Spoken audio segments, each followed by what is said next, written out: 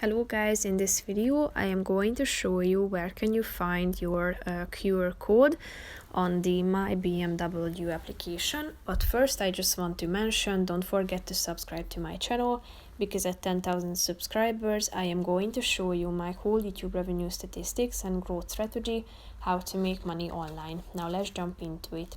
First of all, open the application on your phone. Tap on this profile button down below in the right side corner of the screen.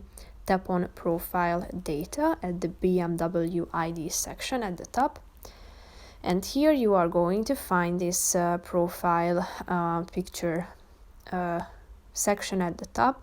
And next to it, in the upper right corner of this circle, you can find this QR code. So tap on it. And here you can find your QR code identification that you can share with your dealer, and then you will be identified. So that's pretty much it for this video, guys.